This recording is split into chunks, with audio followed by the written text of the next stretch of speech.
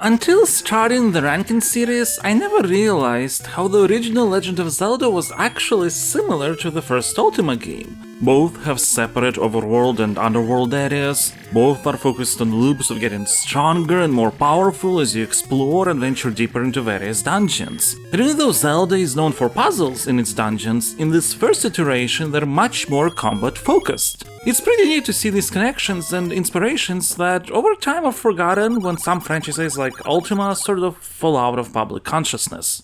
Now, when it comes to Zelda in general as a franchise, I have never played a single Zelda game until after experiencing Breath of the Wild on my Switch. So over the years I sort of gradually binged through almost the entirety of the series that I obviously learned about at some point in my life, but never had the chance to play any of it until 2018. And the reputation of Zelda 1 as this game full of obtuse design decisions that didn't age well, that if you don't resort to a guide you have to try burning every tree and blowing up every rock to progress, didn't go past me. But when actually playing the game for the first time, I learned that this reputation is quite... bullshit?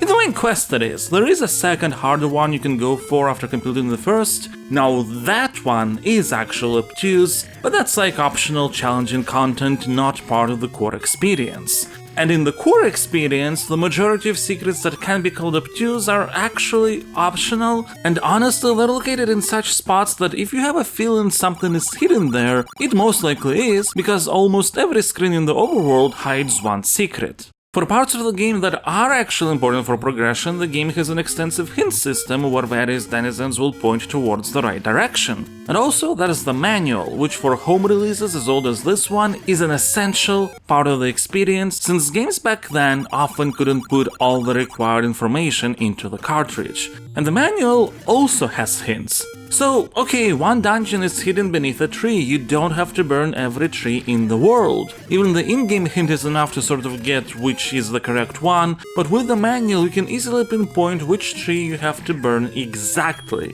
I'm not saying the game is perfect though, there are some translation weaknesses and some hints are indeed obtuse, particularly the grumble one. That moment was the only one for which I actually needed a guide, though to be fair, even without one I'd be able to eventually solve the moment through brute forcing items.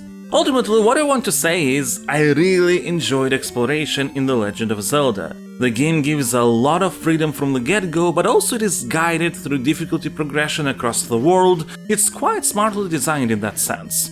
What I didn't enjoy and find actually problematic is the very clunky gameplay. You can walk only in 4 directions, have to be very precise with your sword, some of the enemies like Wizrobes can get extremely annoying, and honestly some of the more difficult dungeons can get frustrating with tons of enemies haphazardly thrown in. The one I hate the most is Dungeon 6. Dungeon 9 is also quite horrible, but at least it has the excuse of being the last one. Then there's aspects like key placement being out of whack, but also it doesn't really matter since you can just purchase keys or get a skeleton key that opens all doors in one of the dungeons. The dungeon layouts range from okay to having a bunch of weird problems that aren't there. In general, playing in the overworld is thoroughly engaging, but the dungeon parts get more and more frustrating the more you progress. But still, in terms of ranking, I will put The Legend of Zelda above Ultima. Emotionally speaking, there is similar satisfaction from exploration, joy of discovery, sense of adventure, and in some ways, it's even stronger. The story is a simple go defeat the big bad guy Ganon and save the princess, but it is sensible. The world building is more consistent, even the fact that practically everybody hides in caves creates this oppressive atmosphere like evil is truly ruling the world right now. The music is magical, and even though they get progressively more problematic, 9 unique dungeons, all of which matter, are much better for atmosphere than dozens of random dungeons, the majority of which don't matter at all. The Legend of Zelda is not perfect, but the emotional response from it is similar to Ultima while having overall more sensible and engaging designs. So I'm fine with putting it above Ultima, and while we're at it, I think by this point I'm fine with Ultima's current position too in relation to other games. But I will say if something ever changes in that regard.